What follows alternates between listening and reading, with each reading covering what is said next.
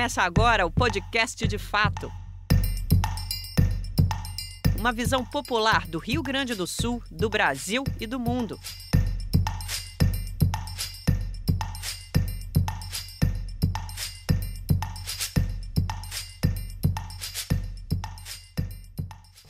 Olá, está entrando no ar mais um podcast de fato, uma parceria do Brasil de Fato do Rio Grande do Sul com o Sindicato dos Bancários de Porto Alegre e região, gravado diretamente no estúdio Hall, no Centro Histórico de Porto Alegre.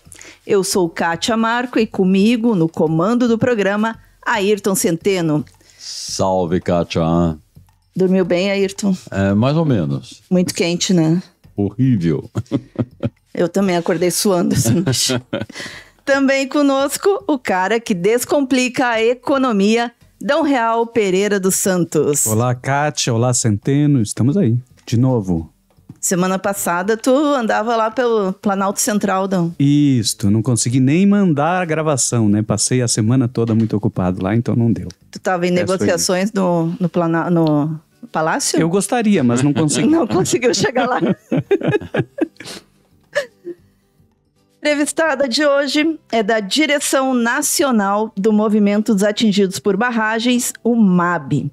Ao contrário do que pode parecer, as pautas do MAB não se resumem ao que se passa no interior do Brasil. Elas têm uma relação direta com as questões urbanas, como, por exemplo, o preço da tarifa da energia elétrica, também as questões ligadas à segurança das barragens e à proteção do meio ambiente. Bem-vinda, Alexânia Rossato. Muito obrigada, Kátia. Uma alegria estar aqui com vocês. Uma honra estar aqui nesse programa, um podcast de fato, que a gente constrói assim com muito orgulho. Muito obrigada por ter vindo. E aí, Ayrton? Vamos lá, vamos conversar com a Alexandre, então. Vamos lá. O que não falta é assunto com a Alexandre, né? Isso. Infelizmente eu digo porque nós temos muitas tragédias atuais e recentes, né? Exatamente. Das quais nós vamos falar aqui ao longo dessa conversa, né? Mas eu queria te perguntar sobre uma que nos tocou particularmente, né? Especialmente no Rio Grande do Sul, que é a situação do Vale do Taquari. Né? Qual foi o envolvimento do MAB nessas questões todas, digamos assim, do atendimento a essas pessoas e como é que vocês avaliam a situação de lá hoje? Então, Ayrton, Kátia, companheiros que nos escutam também, talvez antes de responder diretamente essa questão, a gente pudesse fazer uma retomada de por que o MAB chega nesse público que é atingido por enchentes também, né? Já que o nosso, vamos dizer assim, o nosso barco seria trabalhar com famílias atingidas por barragens. Exatamente. Atingidos por barragens, a gente trabalhava e trabalha ainda hoje em dia, né? Há quanto tempo? O movimento nacionalmente tem 32 anos, completou nesse ano em março, vai para os 33. Mas a gente, antes de ser nacional o movimento, nós tínhamos as organizações nas bacias hidrográficas, pelo país inteiro, mas como movimentos regionais. Então, aqui no sul do Brasil, nós tínhamos a CRAB, né, que é a Comissão Regional dos Atingidos por Barragens. E então, em 91, que teve essa unificação de todas essas comissões espalhadas pelo Brasil inteiro, a formulação do MAB, e trabalhando especificamente com atingidos por barragens, né? Com o passar do tempo e o avanço da nossa análise, né, das consequências... Eu acho que é importante, antes até de falar isso, o que é um atingido por barragem? Essa é uma discussão enorme, Kátia, que inclusive está dentro dessa discussão da política nacional que a gente pode conversar um pouco mais adiante. Para as empresas e para o governo, historicamente, o conceito que a gente aponta, né, que se fala de atingido é quem tem a casa ou as terras inundadas pela água de uma represa, de uma barragem. E para nós, do MAB, esse conceito ele é muito limitante porque ele reduz a quantidade de atingidos. Para o MAB, esse conceito ele é muito mais ampliado para quem tem algumas perdas, tem perdas econômicas, perdas materiais, perdas sociais. Então, por exemplo, quem tem um bar lá na comunidade atingida, mas mora em outro lugar. Para nós, esse é um atingido por barragem. A professora, que era professora numa escolinha do interior, que não tem mais a sua escola para lecionar, é atingida por barragem, mesmo que ela mora em outra localidade que não é diretamente atingida pela água, né? A água não expulsa ela da sua casa, da sua terra. Expulsa do seu trabalho. Expulsa do seu trabalho, ou tem algum tipo de perda, né? Algum tipo de dano material, social.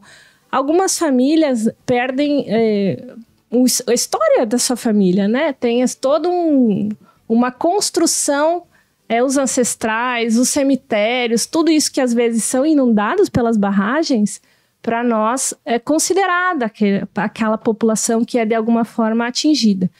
E depois, posteriormente, Cátia, seguindo aí na minha trajetória, o MAB, então, ele foi avançando no público de trabalho e especialmente, que se tornou mais conhecido, né? Mas também antes aconteciam rompimentos de barragens, como aconteceu lá em Mariana, lá em Brumadinho. O MAB também ele vai trabalhando com essas famílias, né? Para garantir o direito dessas famílias que são atingidas por rompimentos de barragens.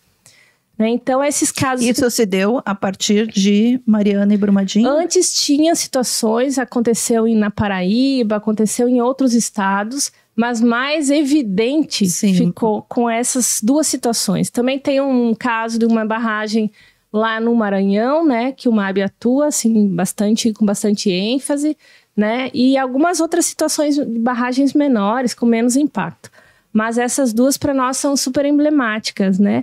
E aí o conceito, então, ele chega a inúmeras famílias, né? Inclusive aos pescadores, que não tem nada a ver com barragens, mas os pescadores do mar, lá no litoral capixaba, são atingidos por barragens, então se envolvem no movimento e buscam seus direitos, por conta que, então, o movimento, como um movimento nacional, amplia essa noção de luta pelo direito por atingidos por rompimentos de barragens.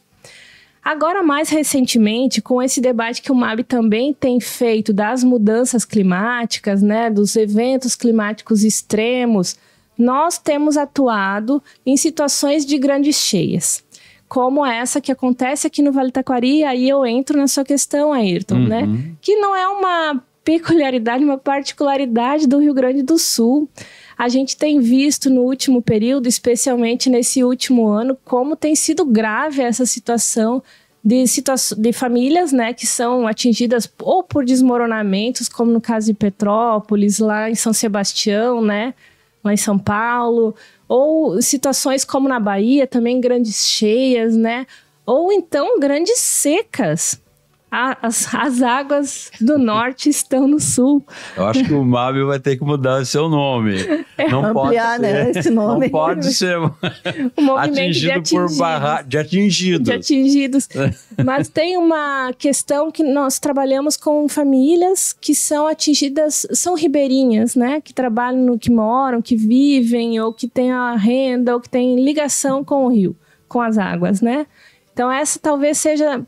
Porque nós não trabalhamos particularmente atingidos por mineração, por exemplo, que aí é o MAN que trabalha, outros movimentos trabalham, né? Movimento de atingidos por mineração. Mas nós trabalhamos por questões de barragens, né? Que se relacionam a leito de rios, né? Então, todo o Vale do Rio Doce, né, todo o Vale do Paraupeba, que foram atingidos pelo rompimento de barragem. Então, essa particularidade do ribeirinho, né?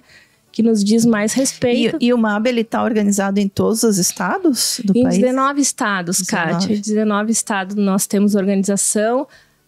A gente tem, talvez a gente aborde esse tema também em estados como Alagoas, né? Que a gente... Vamos entrar nisso. Que tem toda essa questão da Braskem lá. A gente precisa estar junto com aquele povo, né? Então... Mas, Alexandre, só voltando aqui à questão do Ayrton, né? Que eu acho que é importante, né? Porque vocês realizaram, junto com o Conselho de Direitos Humanos, enfim, eram várias entidades, né? Uma missão no Vale do Taquari, que já vem de algum tempo, né? Desde que ocorreu, conversando com as famílias, né? E enfim, levantando toda a situação e que culminou agora com uma audiência pública. Então, só queria que tu falasse um pouquinho sobre essa situação do Vale do Taquari. Então, nesses últimos 3 meses, um pouquinho mais, ocorreram 2 grandes enchentes no Vale do Taquari. A primeira foi no dia 4 e 5 de setembro, a segunda foi no dia 18 e 19 de novembro. Então, pouco mais de 2 meses, as famílias ali daquela região tiveram assim, um impacto brutal da quantidade de águas que devastou cidades, devastou a condição de vida das famílias. E desde o começo, então, o MAB esteve lá, né? A gente sempre se coloca nessas situações com um primeiro momento em solidariedade, né, Kátia? Então, o Conceia, o MTST e o MAB, eles constituíram uma cozinha solidária em Arroio do Meio, no Seminário Sagrado Coração de Jesus. E lá a gente, então, cozinhou muito para a população atingida de Arroio do Meio. Né? Assim como teve o MST lá em Encantado, teve outros voluntários, cozinhas se espalharam pelo vale inteiro. Nós nos instalamos ali em Arroio do Meio e a gente então fez cerca de 31 mil quentinhas, do dia 11 de setembro até o dia 8 de outubro. Então foi quase um mês assim, cozinhando ali no seminário, um trabalho bem intenso assim, porque as famílias foram colocadas em alojamentos, né, sem condição de voltar para suas casas, totalmente devastado todo o leito dos rios, mas não só à beira dos rios, né, em áreas mais longas, como Roca, Salles e Mussum, que devastou grande parte das cidades. E ao mesmo tempo que a gente foi fazendo a solidariedade, a perspectiva do MAB sempre foi também a organização das famílias. Porque a gente sabe, né, Kátia, que no primeiro momento, quando acontecem essas grandes questões que afetam a população e que criam uma comoção nacional, tem muito apoio. Tem solidariedade de todo tipo. Chegava caminhões de doação de roupas, de comida naqueles municípios. Mas depois, as coisas vão sendo esquecidas. Né? Normalizadas. Então, vira um senso... mais uma cheia. Sim. E não foi mais uma cheia. Não é. E uma coisa que a gente sempre fala, assim, que a situação hoje ainda não está recomposta. As famílias estão em abrigos ainda. Conversando com as famílias, eles dizem: o que eu mais gostaria é de comer a minha comida. Eu queria ter o meu fogão funcionando para cozinhar, mas eles não têm nem casa. Então, essa situação ainda está muito delicada e já não se vê, mesmo na segunda cheia, não se vê aquele alto nível de solidariedade que a gente viu no começo. Então, essa perspectiva da organização das famílias para garantir o seu direito é uma das perspectivas do MAB, foi desde o começo, né, junto com a solidariedade, chegar naquela região. Então, a gente foi agora, recentemente, foi no dia 27 e 28 agora desse mês, que a gente organizou, então, do mês passado, de novembro, a gente organizou essa missão, que foi uma missão de monitoramento da violação dos direitos humanos da região ali. Então, a gente organizou junto com o Conselho Estadual de Direitos Humanos, com a Comissão de Cidadania e Direitos Humanos da Assembleia, com acesso, né, com o CEDES Direitos Humanos, o MAB, a gente organizou uma missão que a gente chamou e que se compôs por 3 grandes atividades. A primeira que foi uma caminhada nas comunidades atingidas em Arroio do Meio, em Roca, Salles e Lajeado. Então, a gente conversou com famílias, viu a situação, né, das famílias. As famílias relatavam ali onde moravam, né, a sua condição de vida. E como as prefeituras não estão recompondo, ajudando a recompor essas condições de vida anteriores, né? Um segundo momento foi uma audiência pública oficial da Assembleia Legislativa, que aconteceu em Arroio do Meio. E um terceiro momento, já no dia 28 de novembro, então, foi uma reunião com a representação do governo federal, né, que tem feito um trabalho extraordinário de investimento de recursos grandes ali em assistência social, né, em educação, em saúde, Então a gente fez também essa reunião com o governo federal, apresentando pautas, enfim, que o MAB tem, que outros, né, os outros também, a gente apontava necessidades. Mas o governo do estado e municipal não participaram? Na audiência pública teve uma representação da Secretaria de Assistência Social do governo e um secretário do município de Arroio do Meio. Todos os prefeitos, todas as secretarias dos outros municípios atingidos foram convidados pela Comissão de Cidadania e Direitos Humanos da Assembleia, mas não estiveram. Isso é muito emblemático, porque as famílias sentem a falta da presença, sentem a falta do poder público municipal ali, visitando, vendo a situação, né? E, aparentemente, para os municípios está sendo feito, para os governos municipais está sendo feito, só que na prática a gente viu que não está sendo feito. Né? As famílias estão ainda... Tem famílias, companheiros, que já trocaram de 6 abrigos desde a primeira enchente. São quantas pessoas que tem nessa situação? São inúmeras. Ali, eu não sei te dizer em todos os municípios, né? Sim. A gente não atua em todos os municípios, mas em Arroio do Meio deve ter ainda umas 60 famílias em abrigo, se não mais, né?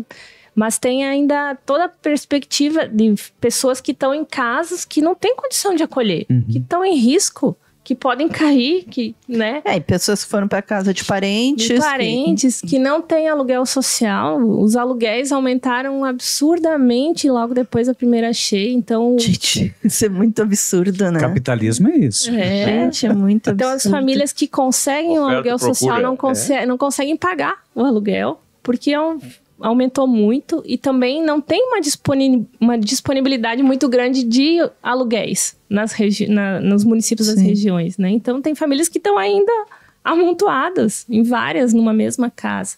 Então é uma situação bem delicada, assim, bem dramática ali. E essa missão, então, ela fez esse levantamento e vai apresentar para os órgãos de fiscalização do Estado, né? O Ministério Público. Um relatório sobre isso. Vai apontar todas essas violações de direitos humanos ali. É um trabalho longo ainda, né? Que a gente tem pela frente para uma garantia de um direito mínimo. E para encerrar essa questão do Vale Taquari, que eu acho interessante, as políticas públicas, elas atendem a quem é muito baixa renda. Né? Mesmo aquele programa do governo do estado de beneficiar as famílias com R$ 2.500, elas atendem as famílias que têm até uma renda per capita de R$ 218. E a região é uma região rica ali. E poucos se enquadram. Na audiência pública, nós estávamos numa 130 pessoas, 150 pessoas, e a representação da Secretaria de Assistência do Governo do Estado perguntou quem acessava aquele recurso. 3 pessoas levantaram a mão, no universo de 150. Então, as políticas não atendem. O que a gente diz assim, quem delimita que é atingido pela enchente ou não é um programa já estabelecido com alguns critérios, é o rio. É o rio que chegou até aquela família, que chegou até aquela casa. Então, esse conceito de atingido, de quem pode receber o benefício, ele tem que ser alterado. E o Vale Taquari nos ensina isso. Essa política, ela tem que ser alterada, nesse caso de enchentes. E é assim, porque...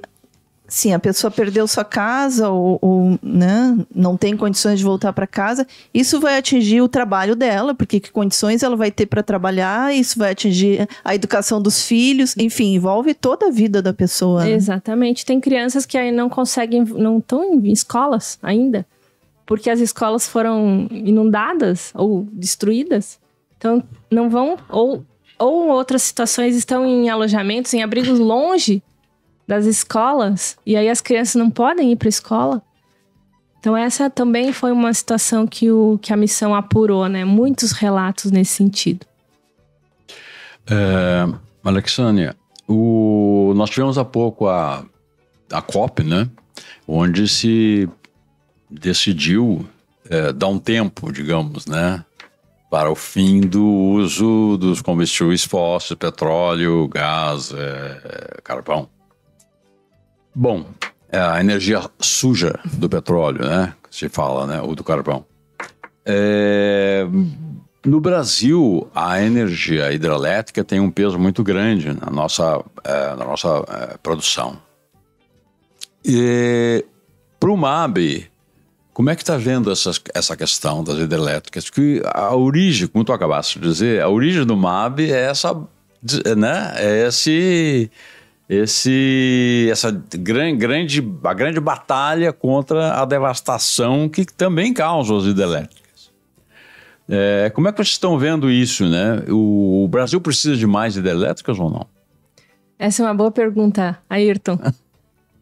A gente tem feito uma discussão que já não é de agora, e essa questão da COP, ela traz muito esses elementos, né? A gente se preparando para a COP30 em 2025 no Brasil também, né? Vai ser em Belém. Nós do MAB estaremos realizando nas vésperas da COP30 o 4º Encontro Internacional dos Atingidos por Barragens lá em Belém. E a gente... Um parênteses aqui.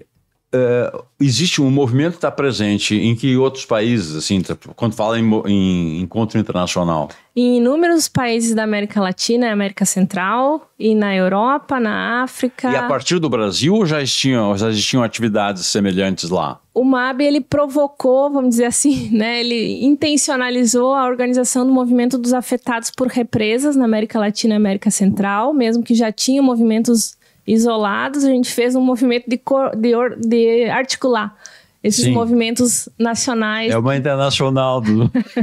Mas isso passou pela Via Campesina? Não. É um movimento que o MAB intencionaliza, e alguns movimentos desses países participam da Via Campesina, nos seus países, né? Mas o MAR, ele é independente da Via Campesina, ele não é associado à Via Campesina, né? É o movimento dos afetados por represas na América Latina e América Central. Gostei do nome, o MAR. O MAR. E nos outros países ainda é bem tímida a organização de atingidos, né? Muitas ONGs, muitas organizações, mas não é o povo, né? Não é o atingido mesmo que se organiza.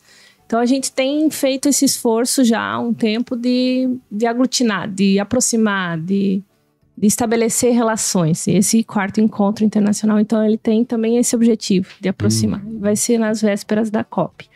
Mas a COP, então, traz todo esse debate das mudanças climáticas, da necessidade urgente de os estados, nações, né, dos países a mudarem essas políticas de geração, de consumo de energia. Acho que há um debate que não tem como fugir, né?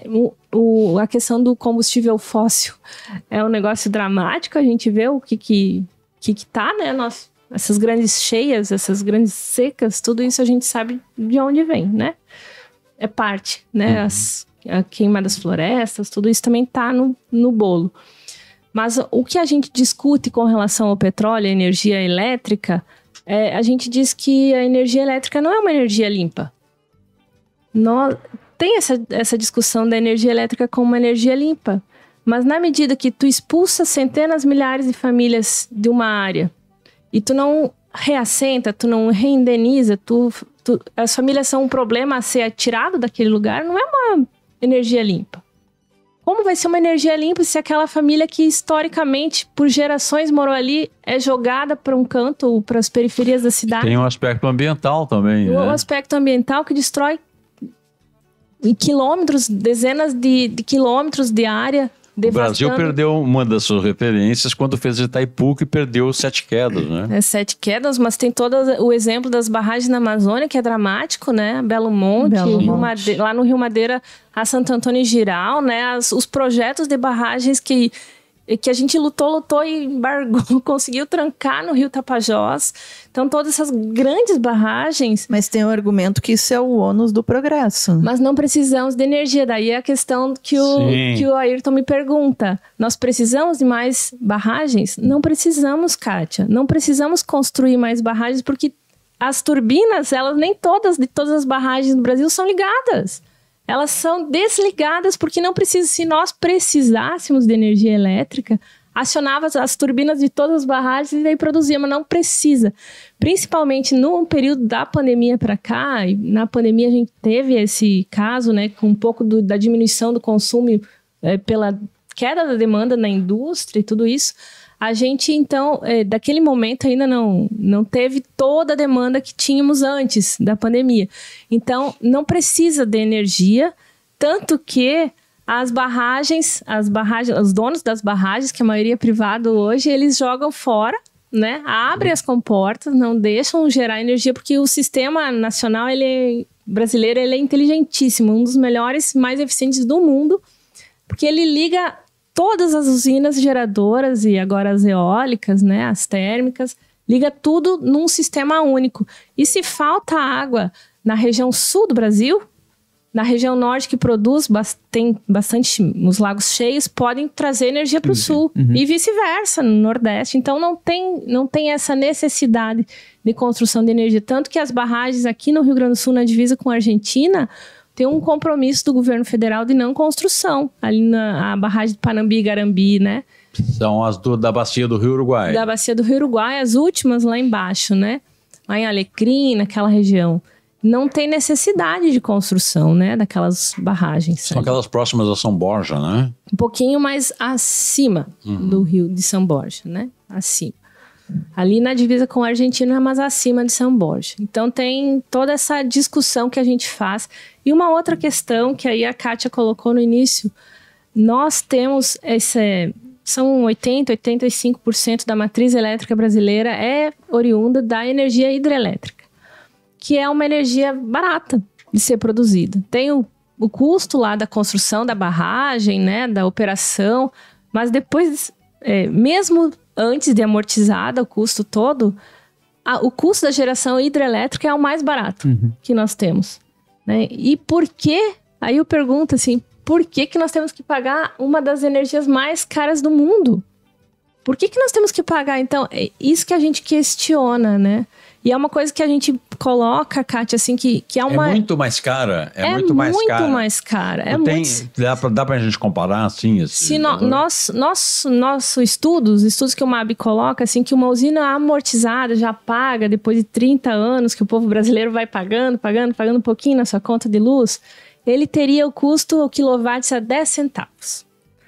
Com a privatização, né, de grande parte do setor elétrico, esse valor chega a 80 vezes mais. É um absurdo. A gente sempre diz que ser dono de usina hidrelétrica, de transmissão, das redes de transmissão, de distribuidoras, é ser dono da galinha dos ovos de ouro. Mas aonde agrega mais? É na transmissão ou na geração? É toda uma cadeia. A gente fala que depois do início lá dos anos 2000, quando que o governo começou toda a onda de privatização, né, e o setor elétrico entrou ali, o setor ele foi repartido em vários negócios. Como está fazendo com a Petrobras. Ele foi repartido na geração, daí lá tem os que ganham.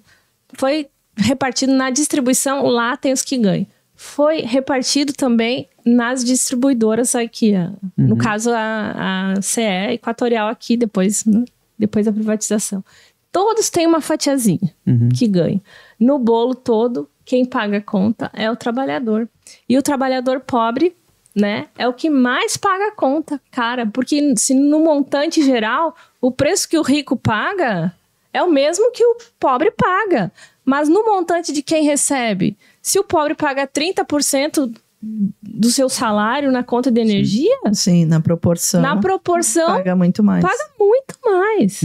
Então, a gente sempre fala assim que a conta de energia elétrica penaliza principalmente os trabalhadores pobres das periferias. Mas para baixar esse valor, nós estamos indo na contramão, né? Porque, obviamente...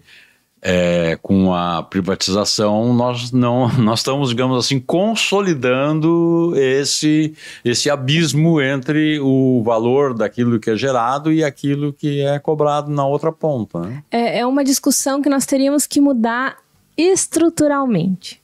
Nós teríamos que mudar de fundo isso para alterar essa condição que hoje está o setor elétrico brasileiro, né? Precisamos mudar toda a concepção do setor elétrico. A gente apontou nas pautas que o MAB levantou para o governo Lula que essa seria uma necessidade para não penalizar tanto os pobres do nosso país. A reestruturação do setor elétrico, né? E a definição dos preços, que ali é um negócio assim, que beneficia só os poderosos, empresas transnacionais, né, de outros países, e é a ANEEL que estabelece, claro que as distribuidoras elas pedem, elas solicitam um reajuste de tantos %, mas é a ANEEL que autoriza. Então ali também nós temos que mexer na ANEEL, na estrutura de tarifas que a ANEEL aponta, né? Então para nós é um descompasso. Toda essa postura que o governo federal adota, né, de melhoria das condições de renda da população, alimentação para a população, que é imprescindível, é necessário, mas também essa parte da energia elétrica, que consome grande parte do salário do trabalhador, nós precisamos mudar. A gente teria muito mais para falar sobre isso, né? Mas está acabando. Um outro podcast só para falar sobre energia elétrica, né? E só para falar sobre a tarifa das privatizações. Mas eu queria falar um pouco sobre o que está acontecendo em Maceió, né? Sim. Não dá para a gente não falar sobre isso, porque é uma cidade que está afundando. Pessoas fora das suas casas, né? Eu vi uma matéria há poucos dias, uma pessoa dizendo de bairros ao lado da onde está afundando, né? Estamos vegetando, porque só estamos esperando que a nossa casa também afunde, né? Então é uma situação muito grave e me parece que a gente não está tendo a dimensão, enquanto sociedade, do que está acontecendo lá. Essa situação lá em Maceió é dramática. Nós não temos base organizada em Maceió ainda. Nós tivemos 3 companheiros que foram para lá na semana retrasada acompanhar, conhecer melhor, né, toda a situação, e os relatos que eles trazem são assustadores, apavorantes, porque são 5 bairros ali no entorno das minas que nesses bairros moravam 55 mil pessoas, e desde o primeiro abalo que teve em 2018, então essas famílias começaram a ser retiradas dali, nos acordos que a Braskem foi tendo individualmente com as famílias, depois também com a prefeitura. Então a Braskem ela foi comprando das famílias as suas casas, foi comprando da prefeitura nos acordos que foram sendo feitos, as ruas, os postos de saúde, as coisas públicas, né? Os logradouros que eles falam, né? O acordo de logrador, foram comprando as estruturas públicas, inclusive ruas. Né? Então, é um território já da Braskem, só que algumas famílias ainda moram em partes dos bairros que não têm acesso, não têm posto de saúde, estão lá isoladas, sem condição nenhuma, não chega ônibus, não chega aplicativo, não chega nada para buscar aquelas famílias que estão em bairros longe. Né? A extração de salgema, ela acontece há muitos anos e alimenta principalmente uma indústria que eles têm de PVC lá no município próximo, né? Então, as minas, elas estão a 1 quilômetro quase, né? A 800 metros, 1.000 metros abaixo, e então, eles não foram enchendo de outras coisas, eles só foram tirando o salgema de lá, né, para a indústria, não só de PVC, mas outra indústria química, né, depende muito disso, né, a Braskem é uma indústria química e depende muito dessa matéria-prima, né, para pasta de dente, para uma série de produtos, né. Então, eles foram retirando, e o que deveriam ter feito era colocar alguma coisa ali para tapar o furo, né, ou tirar com menos intensidade, com menos ganância, né. Acontece que eles foram tirando sem controle, e desde 2018, então, as casas, as ruas, tudo tá rachando. Tudo tá sem condição de moradia lá. E são bairros fantasma.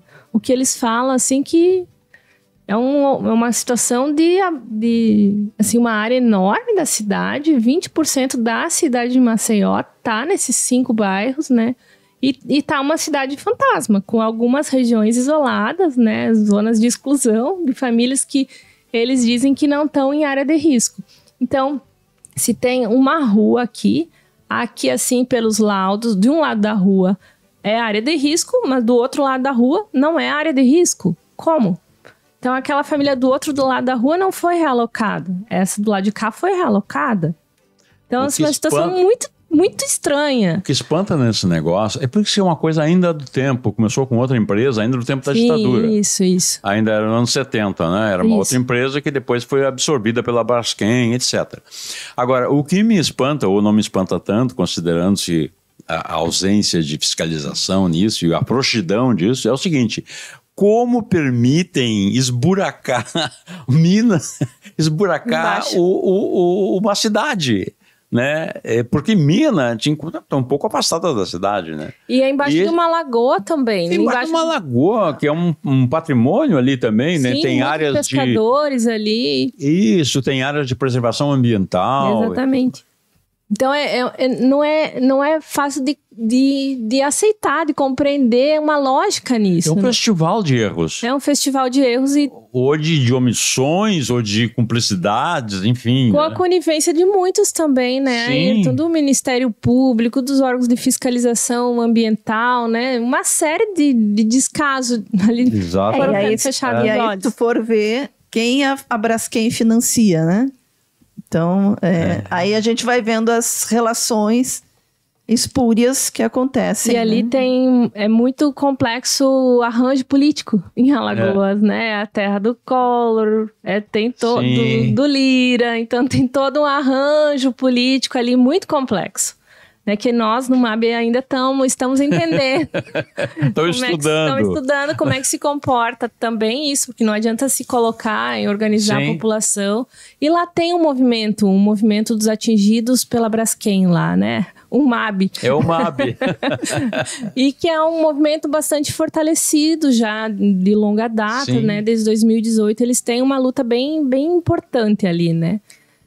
Alexandra, temos 1 minuto para acabar a nossa entrevista, mas eu acho que teria que rapidamente nos explicar, porque essa semana foi sancionada, né, a política nacional da questão das barragens, enfim. Rapidamente, se puder nos falar sobre isso. Então, o presidente Lula sancionou a política nacional das populações atingidas por barragens. Essa é uma política... É uma luta histórica, nós lutamos desde a nossa origem enquanto movimento social para ter uma política, um marco legal que nos ampare. A gente sabe que o setor elétrico tem um marco legal vastíssimo que os protege, que os ampara. Aos atingidos não tínhamos uma lei sequer. Uma lei única de 1941 que garantia o direito à indenização quem tinha o título da terra.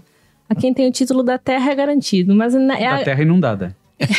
Só essa. É só essa. A grande maioria dos atingidos ribeirinhos não tem o título da terra no seu nome, então não tinham nenhuma lei que os protegesse. Então essa lei ela avança no conceito de atingido, ela protege, ela garante direitos, né? Então é uma conquista importante. Nós dizemos que é uma luta, uma vitória dos atingidos por barragens organizados no MAB, né? E não foi uma luta só do MAB.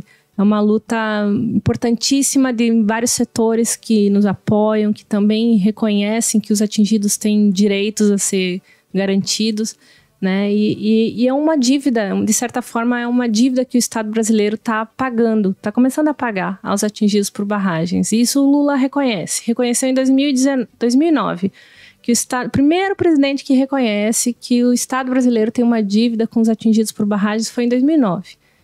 Que o Lula reconheceu. 14 anos depois, temos uma lei sancionada e é uma grande vitória. Que bom. E precisamos, né? Temos aí os casos da Vale, em Minas Gerais, da Samarco, agora a Braskem e tantas outras, né? Empresas da mineração. Sim. Precisamos ter uma regulamentação, né? Uma lei que rege, né? E regulamentação que dê regras, né, para o funcionamento também dessas grandes empresas. Muito obrigada. Eu que agradeço, gente. Foi um prazer ter conversado aqui com vocês. Muito, muito obrigada. Em nome dos atingidos por barragens do Brasil e do Rio Grande do Sul. Fica aí com a gente, então. Sim, fico aqui. E, gente, aproveitando aquele momento merchan, não esqueça de apoiar o Brasil de Fato. Entra lá em apoia.se/Amigos do Brasil de Fato RS e contribua com qualquer valor. Tá aí o Natal, né? Todo mundo de coração aberto. Quem sabe aproveita para se tornar um amigo do Brasil de Fato ou dar de presente. né? Olha que legal tu dar de presente para alguém, né? Essa possibilidade de apoiar uma outra comunicação, uma comunicação popular. Descomplicando a economia. Pois é, Kátia. A PEC 45, a reforma tributária, já está em vigor. É mesmo? Os seus efeitos já estão acontecendo. Antes de ser votada? Antes de ser votada, seus efeitos já estão acontecendo. Mas eu queria pegar um gancho aqui na fala da Alexânia. Isso, Alexânia. Não está na hora da gente discutir a estatização do setor de energia de novo, né? Esse era um tema que estava programado por nós aqui, Tava na pauta. O tempo foi curto. É interessante porque todo esse processo, né, da geração de energia, se a gente pega o artigo, eu estava procurando aqui enquanto estava falando, estava procurando o artigo 173 da Constituição, e diz assim, né? A Constituição, ela é uma mistura de Constituição liberal, de bem-estar, de conservadora. Eles conseguiram fazer uma mistura geral, né? Ou seja, isso, há uma certa idolatria à livre iniciativa, ao mercado e tal, mas também há, de outro lado, a necessidade de o Estado ser o indutor, o Estado ser o garantidor, né? O provedor de direitos, enfim. E o artigo 173 da Constituição, ele diz... Deixa eu agora cair fora. Só não cai tu fora aí do microfone, Dom. Isso. Olha só o que diz o artigo 173. Vamos procurar ele aqui. Há situações em que o Estado poderia investir em atividade econômica, em empresas tipo Petrobras, né, tipo Banco do Brasil, enfim. E diz assim, ó. Ressalvados os casos previstos nessa Constituição, a exploração direta de atividade econômica pelo Estado só será permitida, tu vê que é uma restrição, né? Quando necessária aos imperativos da segurança nacional. Eu acho que barragens, grandes barragens é importante. Você sabe que quem controla as grandes barragens hidrelétricas nos Estados Unidos é o Exército, né? É controlado pelo Estado. Aos imperativos de segurança e ao relevante interesse coletivo. E aí que entra a questão a energia elétrica é o que, afinal? Ela é um insumo básico para tudo, né? Para a vida, ela é a estrutura estratégica que garante o desenvolvimento econômico, que garantiria o desenvolvimento econômico e garante também bem-estar. A água, a energia elétrica, né? O ar. Né? O ar felizmente, ainda não conseguiram engarrafar. Mas, Por enquanto. Mas são coisas que, na verdade, o Estado deveria, me parece, prover às pessoas, né? Bueno, voltando um pouquinho, vamos lá para a PEC 45. Fiquei curiosa. Isso, vocês acompanharam agora recentemente, né, todo esse projeto de alteração da alíquota do ICMS, né, no Rio Grande do Sul. Que está para ser votado ainda até o final do ano, antes do recesso. Isso, que passa de 17 para 19,5, vejam. A PEC 45, ela altera apenas a tributação sobre o consumo. Quais são? IPI, PIS e COFINS, ICMS e o ISS, que é dos municípios. ICMS é dos estados. Os outros 3 são da União. Junta esses 5 tributos num único chamado IVA, ou... no estados e municípios ficam com uma parcela desse IVA que se chama IBS. E a União fica com a CBS, mas é um único tributo, que vai incidir sobre todos os bens e serviços. Foi criada ali uma regrinha, eu já vou falar em seguida também sobre essa questão da energia elétrica, do imposto seletivo. Mas adoro que o Dão consegue fazer, olha, ele linka tudo, né? Impressionante. Mas vamos pegar então essa situação. A partir de 2029 é que entra em vigor o IBS, que é o Imposto dos Estados e Municípios. Até lá vai ser ICMS. O ICMS continua, ICMS e ISQN continuam até lá. A partir de 2029 até 2033, o IBS vai crescendo e o ICMS e o IS dos municípios vai diminuindo. Quando chega 2033, o ICMS termina.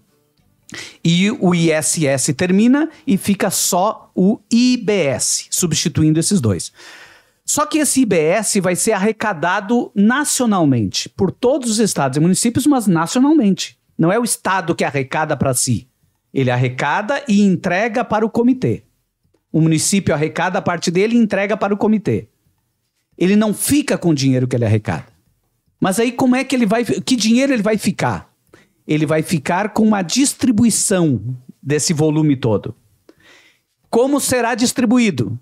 Será distribuído com base na arrecadação média entre 2024 e 2028. Então são 4 anos que vai se verificar quanto que o estado do Rio Grande do Sul arrecadou na média, compara com a média de todos os estados, e aí esse bolo é dividido a partir daí. Então, todos os estados, 17 estados já fizeram isso, trataram de aumentar a média. E como é que ele aumenta a média? Elevando a alíquota este ano para vigorar a partir do ano que vem. Que o ICMS eu só posso cobrar no ano seguinte. Então, se eu quiser cobrar em 2024, eu tenho que aumentar em 2023.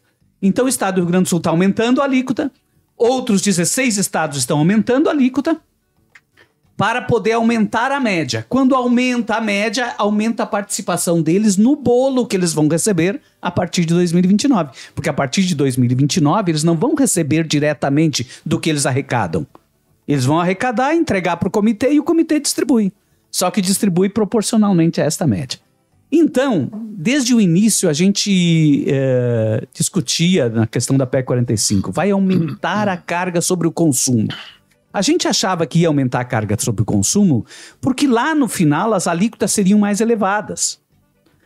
Mas agora a gente já está vendo que o aumento da carga sobre o consumo está ocorrendo de forma liminar, preventiva.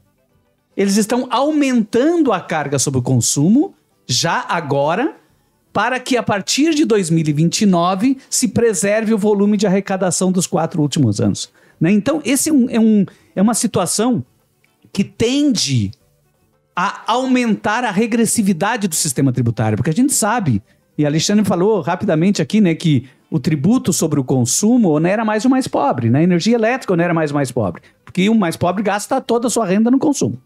E a gente sempre criticou esse elevado peso da tributação sobre o consumo contra um baixo peso da tributação sobre renda e patrimônio.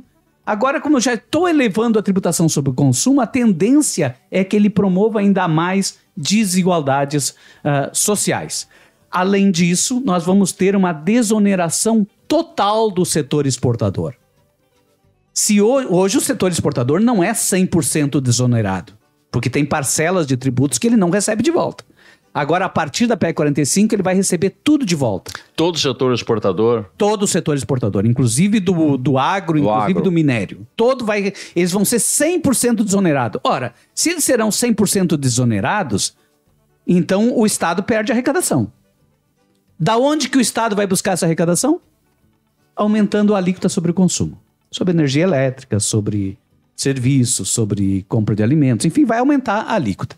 E para encerrar, a PEC 45 ela trouxe uma novidade, que é o imposto seletivo, que é para situações que prejudiquem a saúde e o meio ambiente. Este imposto seletivo é da União. Lá no artigo do imposto seletivo, no artigo 153, inciso 8 da PEC 45, né? O artigo 1º da PEC 45, ele está estabelecido ali que este imposto seletivo não incidirá sobre energia. Mesmo que cause danos ao meio ambiente, mesmo que inundem hectares e hectares e hectares da biodiversidade, ou seja, mesmo que acabem com habitats de animais, né? Mesmo que causem danos à saúde, o setor elétrico não estará submetido, né? Nem de telecomunicações, não estarão submetidos a esse imposto seletivo. E era o único imposto que a gente teria, assim como... que teria condições de agregar valor para conter, por exemplo, usar esse tributo para conter as externalidades negativas desse... Por exemplo, atender os atingidos por barragem, né? Como é que eu atendo com políticas públicas os atendidos por barragem? Eu tenho que cobrar de quem provocou o dano. Claro que isso acaba indo para o consumo. Eu tenho que ter uma outra forma para fazer com que isso não vá para o consumo. Que isso aí, de alguma forma, onere o lucro do setor empresarial. Essa é uma outra questão, né? Reduza o lucro desse setor privatizado. Então, se eu consigo estabelecer uma forma de reduzir o lucro, capturando uma parcela de dinheiro deste lucro deste setor para atender com políticas públicas os atingidos pelo processo, eu teria o Estado atuando como se espera que o Estado atuaria. Só que lá na própria PEC 45 foi estabelecido que não vai incidir sobre o setor elétrico. Não interessa que danos o setor elétrico produza, não vai atingir, esse imposto seletivo não vai incidir sobre esse setor. É muita sigla, né, Dão? É muita sigla. Eu fico pensando, como é que o povo vai entender isso? Com tanta sigla. Mas não é para entender. Não é para entender, é só para pagar, né? Essa faz parte da proposta. Quem entende, paga menos. Quem entende, paga. Ou não paga. Quem não entende, paga a conta. Ainda bem que a gente tem o Dão aqui para descomplicar essa situação e, né, no mínimo, tentar explicar alguma coisa, né, sobre isso. Prensa na imprensa.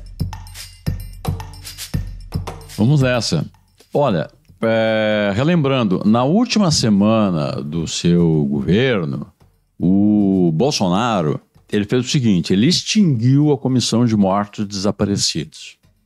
E até onde eu sei, até hoje, até a hora que a gente está gravando esse programa, essa comissão não foi Mortos e desaparecidos na ditadura militar. Na ditadura militar. Ele da Comissão da Verdade. No finzinho do seu governo, ele extinguiu essa comissão.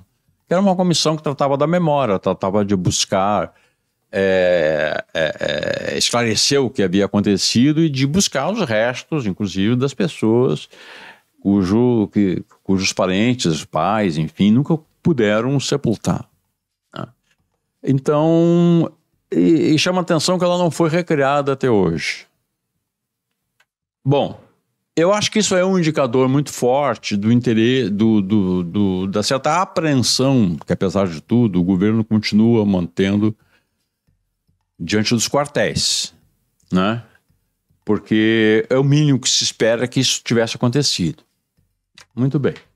Mas não é só o governo que tem esse cuidado, a imprensa também tem, né?